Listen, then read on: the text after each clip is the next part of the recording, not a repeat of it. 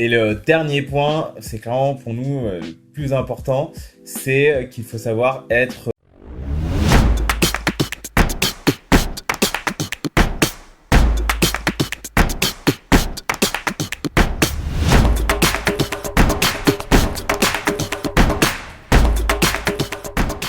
Hello!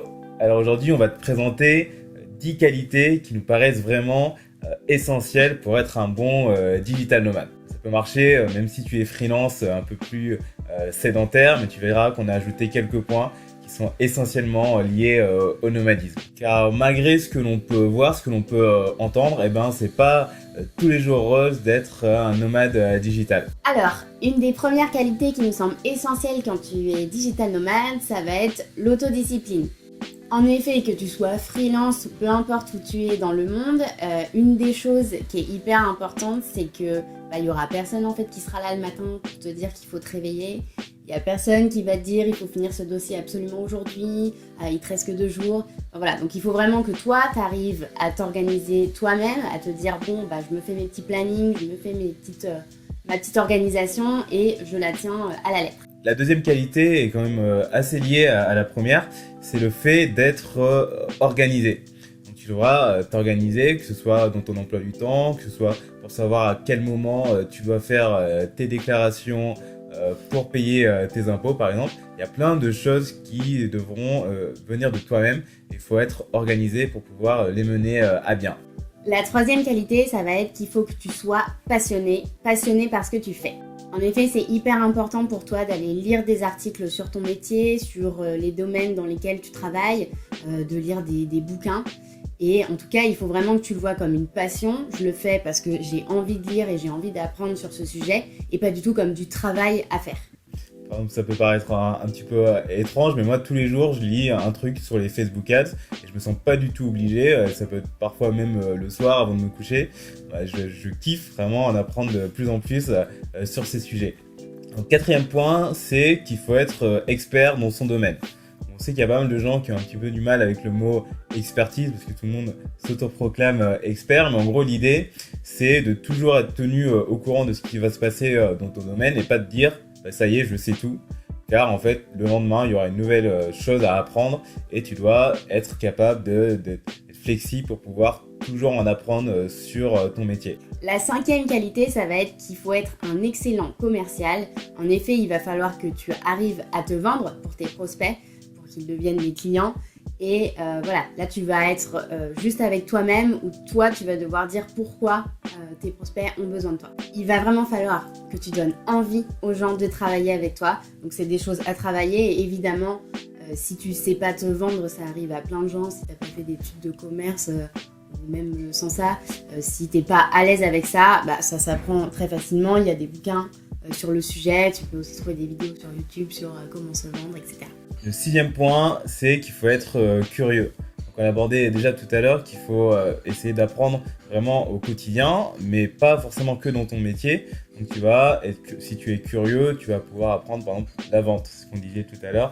Alors c'est pas vraiment ton domaine de prédilection, mais aller à une conférence qui va t'apprendre à te vendre, parler à des personnes que tu n'aurais peut-être pas parlé dans ton quotidien, mais ça va t'ouvrir peut-être des portes ou même présenter des aspects que tu n'avais pas en tête sur tes activités. Typiquement, nous, ça nous arrive très souvent de se faire des journées coworking avec d'autres coworkers un peu de tous horizons.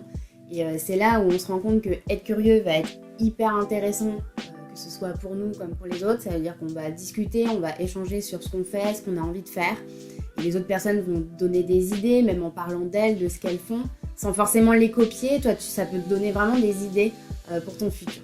Alors ensuite, la 7e qualité, ça va être d'être patient, voire très patient. En effet, tout arrive à point à qui sait attendre, comme on dit. Mais c'est vrai qu'il peut y avoir des mois où tu attends des retours. Tu peux avoir envoyé 100 mails, ne pas avoir de réponse. Tu peux avoir une mission qui démarre pas forcément au moment où tu avais voulu. Donc une des clés, c'est vraiment d'être patient et de continuer à y croire surtout. Le prochain point, c'est l'ouverture d'esprit. Si tu voyages un petit peu, tu vas te rendre compte que tu vas être confronté à d'autres cultures. Et donc, il va être pour toi hyper important d'être ouvert d'esprit pour pouvoir t'intégrer, pour comprendre les différences auxquelles tu feras face et pour pouvoir t'adapter le plus rapidement possible. Pareil pour ton activité de freelance, tu dois être à l'écoute de tes clients, à l'écoute de tes prospects. C'est pour ça qu'il faut que tu sois assez ouvert d'esprit pour ne pas te braquer, par exemple, si on te fait une remarque et vice-versa. L'avant-dernière qualité, ça va être qu'il faut que tu sois flexible.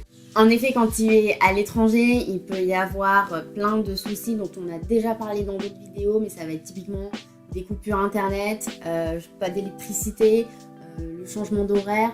Voilà, il faut que toi, tu sois prêt à être flexible par rapport à ça. Typiquement, tu peux très bien avoir une réunion qui tombe, si elle tombe à 20h en France, bah toi, s'il est 4h du mat et qu'en fait tout le monde est dispo, bah t'as pas trop le choix, il faut que tu la fasses. Donc voilà, c'est une des qualités vraiment qu'il faut avoir, et surtout, c'était des digital nomades, c'est d'être hyper flexible. Et le dernier point, c'est clairement pour nous le plus important, c'est qu'il faut savoir être résilient.